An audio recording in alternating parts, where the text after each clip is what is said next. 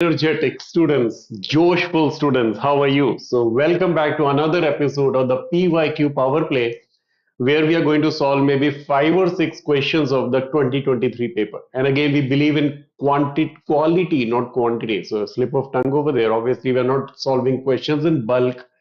We will solve a few questions and ensure that you understand the whole concept behind it. So, there's no memorization required.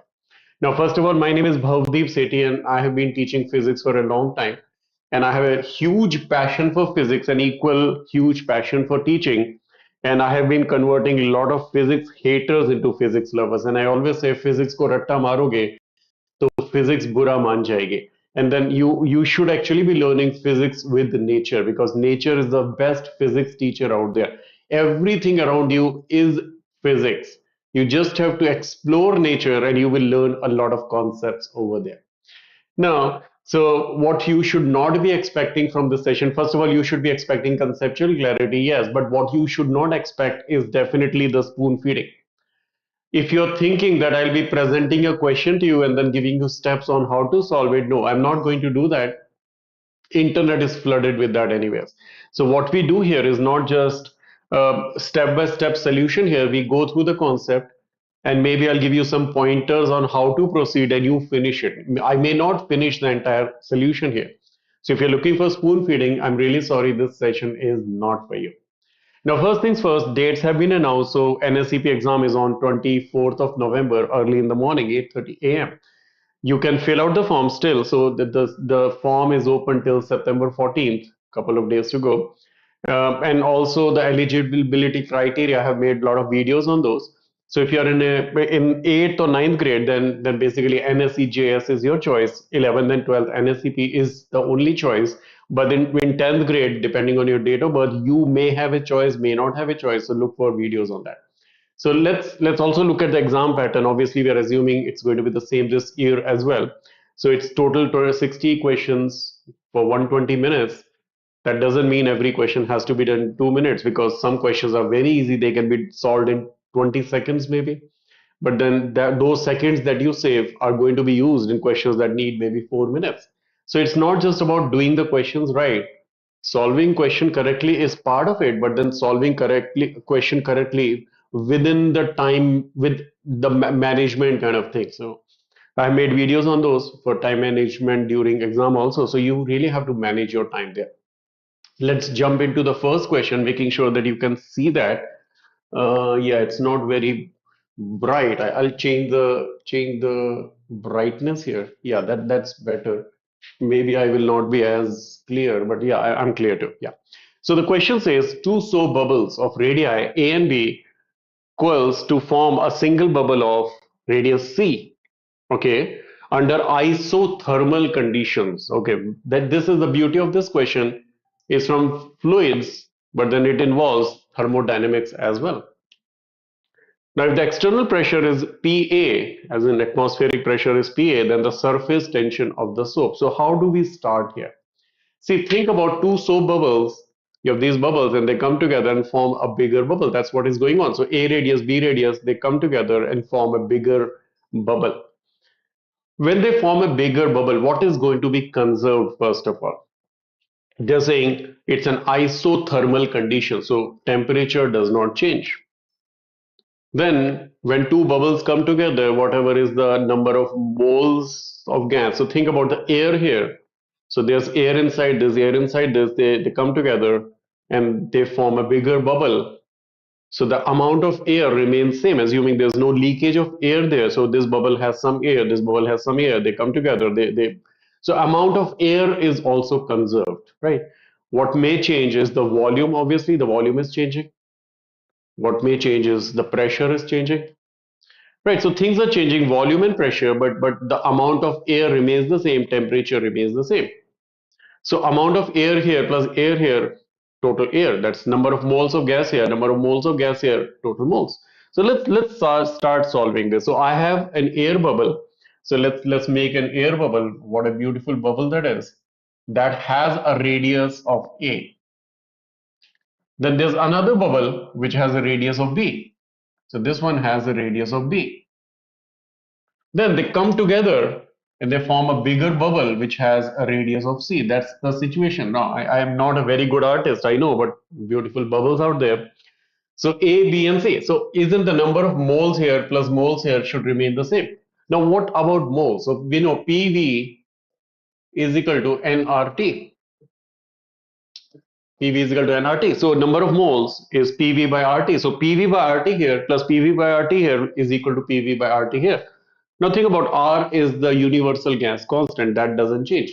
Temperature they are saying is not changing. So when you do PV by RT here plus PV by RT here is equal to PV by RT here, that RT cancels out. So I don't even have to write. So basically PV plus PV equals PV. That's it.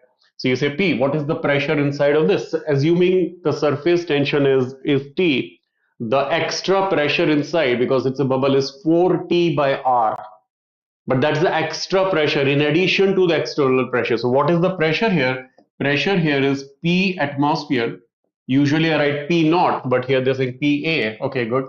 Plus 4T by radius. Now radius is A, so 4T by A.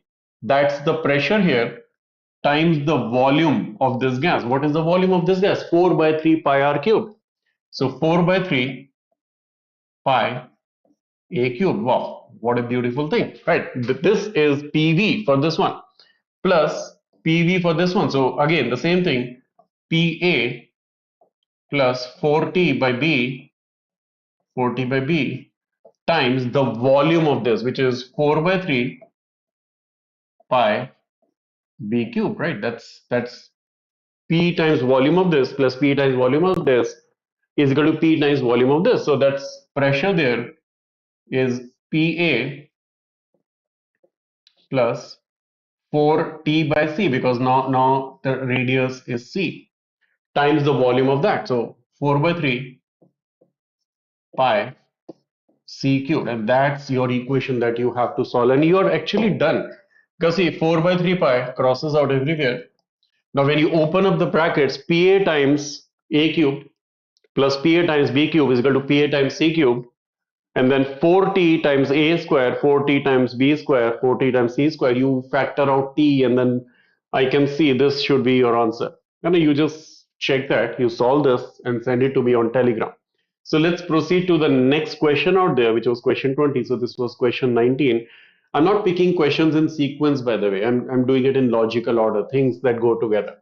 So an open-ended organ pipe of 30 centimeters in length and a closed end organ pipe of 23 centimeters in length. Okay. Both of equal diameter are each sounding their first overtone, and both are in unison at 1100 hertz. The speed of sound in air is estimated to be nearly. No, they're not telling us whether these are perfect like devices or there is an end correction. So I will assume there is an end correction here. So open end organ pipe. So what is open end organ pipe? Open end organ pipe would look something like this. So let's say there is an open end organ pipe. It's open both ends. So the fundamental frequency would be like this. That's the first, that's the basic thing that would happen. That is lambda by 2. The length of the pipe is lambda by 2. But no, they say the first overtone, that is the second harmonic. So I have to draw that.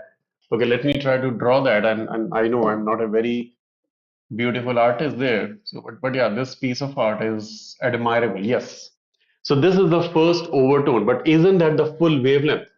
So we are saying whatever is the length, 30 centimeter is the wavelength, right? But then there are end corrections. So how much is wavelength? Wavelength. So this 30 centimeter plus E here. So 30 plus 2E is the wavelength. So that is my first equation. I can say 30, or let me write it this way. What I'm trying to say here is the lambda, the wavelength is 30 centimeters plus E. So that is 30 plus 2E, right? That's the wavelength we know. Then they're saying there's a closed end organ pipe of 23 centimeters. So now what's closed end? Closed end would be more like, okay, I have closed end. Okay, I made them equal, but that's smaller, but that's okay. So what would happen? this would be the most fundamental frequency, that is lambda by 4. But no, they're not saying this one. They're saying first overtone. First overtone is okay. Right, so that's the first overtone. So this is 3/4 of lambda. Isn't that 3/4 of lambda? Because if you have 1/4 more of it, then that completes the whole wavelength. But that's not the full wavelength. That is basically 3/4 of wavelengths. So this length plus the end correction is 3/4 of lambda. See how I can write equations here. I can say 3/4 of lambda is this length plus the end correction, 23 plus the end correction. Now what you want to know is the sound or key speed. So you know the frequency. If you can find the wavelength, you can multiply them together. So let's try to eliminate E. What I can do is I can multiply this whole thing by 2. So I get 3 by 2 lambda. 3 by 2 lambda is equal to 46 plus 2E. Why did I do that? So that I can subtract these equations. So this equation minus this equation gives me 3 by 2 lambda minus lambda is lambda by 2. Lambda by 2 is equal to 16 and that's 0. So lambda, this implies lambda is 32. Very nice. So if lambda is this, and that is in centimeters, remember this is in centimeters, everything is in centimeters. So lambda times this 35200, that's centimeters per second, but they say okay in meters per second. So this is your answer. See how easy these things are. As soon as you draw these diagrams, I mean, looking at the question, it might look like which formula, what formula. There is no formula. I mean, this is all common sense. You can see this is full wavelength. This is 1/4, oh sorry, 3/4 of the wavelength. So next question, again, it looks like, wow, graph question. What kind of logic can it be? Let me, do I have to integrate? Do I have to differentiate? Do I use some fancy formula? No, you don't do anything. You just look at the question and realize it's very, very easy. The figure shows a lagged bar, so it's not a uniform cross section here. So this side is 100, this side is 0. So variation of temperature along its length from x to y in steady state is best represented by. See, whatever the shape doesn't really matter. We know the law of conservation of energy says if 1 joule goes in, 1 joule comes out. During the transient phase, maybe it will happen 1 joule goes in and 0.5 joule come out because these are trying to increase their temperature. So in the transient state, what would happen is they will try to adjust their own temperatures, but when the steady state has reached, each cross section has acquired its desired temperature and they don't want any more. So whatever joules go in, they are transferred. It's more like current. If 5 coulombs charge goes in, 5 coulombs, 5 coulombs, 5 coulombs. So the current, air current, electric current, heat current, it's going to be steady throughout. So what is the basically the rate of flow here? So let's say the rate of flow is dq by dt.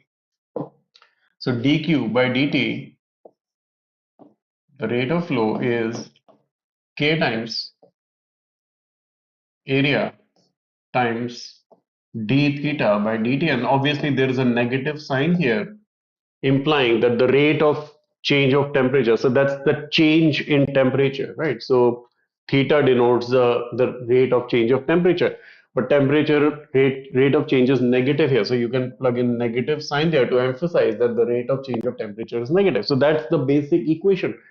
It's basically same as Ohm's law. Now this thing, what's the graph of, right? So as you proceed here, what's the rate of change of temperature? So let's isolate this. What we are getting is d theta by dt is this flow dq by dt. That's a constant. Dq by dt is constant. Multiply that by, and then there's a negative sign. Okay, -1. Maybe I'll write it this way: 1 over ka. Now think about, this is a constant, k is a constant, so the rate of change inversely varies with area. More the area, more the rate of change. Oh, sorry, less the rate of change. And lesser the area, more the rate of change. Now on this side, I can see definitely there's more area. So there is lesser d theta by dt. And as you proceed, the area increases. So there is more variation in temperature over there, but also the rate of change of that temperature is negative. So out of these graphs, I can see here, so if I proceed, if I go towards right, the slope is increasing for this graph, isn't it? The slope is less, almost zero, and then it increases as you proceed further. And that's what you need. You need the slope of this to keep increasing. So this is clearly your choice. And obviously I took a lot of time to explain this so that I can explain the concept. But if you look at this question in the exam, you should be able to solve this question in less than 30 seconds. And students, if you spend like 2 minutes on this question, then you're losing the opportunity to use those seconds somewhere later. Right. So the idea of these sessions is also to encourage you to sit down and do your time management during your practice session. Okay. So an ideal gas, N moles, is initially at pressure P and temperature T. It is cooled isochorically. Isochorically is the constant volume, right? To a pressure of P by 4. The gas is then expanded at a constant pressure so that so as to attain back its initial temperature T. Work done by gas during the entire process is. Now, see, students, the point is whenever these questions come in and students are always, okay, what law, this equation. No, the best thing with thermodynamics is most of the times graphs make it easy. Just draw the PV diagram because we are talking about the work done. Work done is the area under the PV graph. So why not just make a graph of PV? So let's say, or maybe I'll draw it here so that I have some room to write there. So this is my graph. So let's say this is my volume. So this is my volume. Okay, I'll use white color here. So this is my volume and this is my pressure. PV graph. So you start somewhere. So an ideal gas of N moles is initially at pressure P and temperature T. So let's say this is the state. So here the pressure is P, temperature is T, and let's assume the volume is V. So this is V, this is P. So you can say this is P. Let me write this is P, this is V, and the temperature is T. They're saying it is compressed, it is cooled isochorically, as in you reduce the temperature isochorically. So we know PV is equal to nRT. Isochorically, as in the volume is not changing. Volume is not changing. N is a constant because you are not changing the amount of gas. R is the universal gas constant. So they're saying the pressure reduces to 1/4. In order to reduce the pressure to 1/4, temperature has to reduce to 1/4. PV is equal to nRT. This is constant, constant, constant. This becomes 1/4. This becomes 1/4. That constant volume. So constant volume, as in it is traveling along this path. It is traveling along this path here, and then it comes down to P by 4. This becomes P by 4. But then I'm also saying, okay, when this becomes P by 4, this temperature also reduces to T by 4. Right? Now the gas is then expanded at a constant pressure. Constant pressure, you're traveling this way. So as to attain back its initial temperature. Pressure has to remain constant, NR is constant, temperature has to become 4 times because from T by 4 it has to gain back to original temperature T. To make this 4 times, volume has to become 4 times. So what would now happen is, think about it, you travel this way, this volume has to become 4 times. So this is 4V. So let me erase this so that there's no confusion with that V. So this is volume axis, this becomes 4V. And when volume will become 4V, then only the temperature becomes 4 times. So how much is the work done? Work done is the area under the graph. This contributes nothing. It has a 0 dimension. So what is the area under the graph? It is this area. This area is the height times the length. That's the area of rectangle. That is P by 4. So P by 4 is the height of this, and this is 3V times 3V. So 3 by 4 PV, that is your answer, but then none of the answers match. That's okay because you know PV is equal to nRT, so 3/4 of nRT. See, as soon as you make these diagrams, state diagrams, things will go very easy. You saw how I did it in less than maybe I would say a few seconds because I was explaining and speaking so much. But if you were to do this in exam, you will do it so easily. Okay.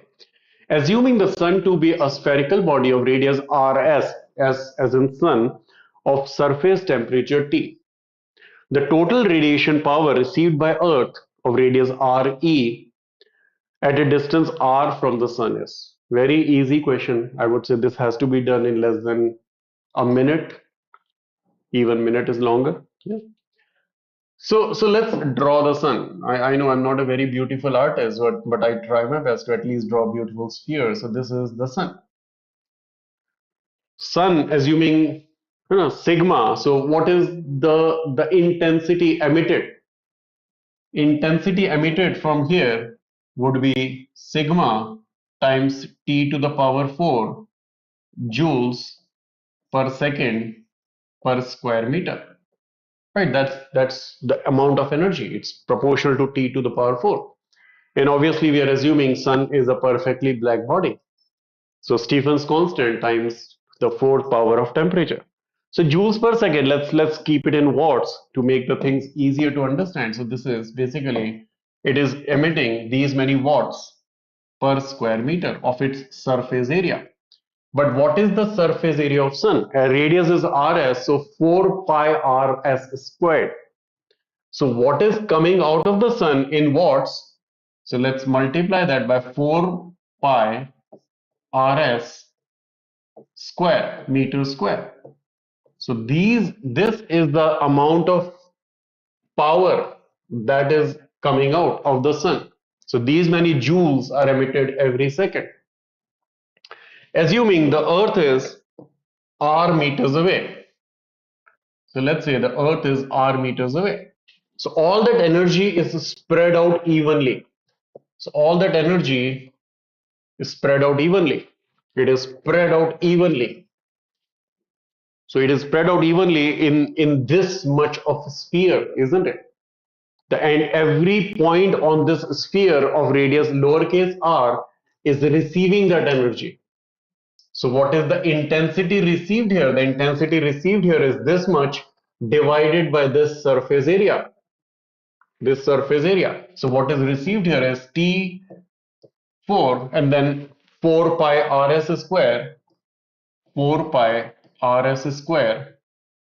That's the intensity, that's watts, joules per second, divided by the area of this sphere, which is 4 pi r square. So that's the joules per second per square meter. Now what about Earth?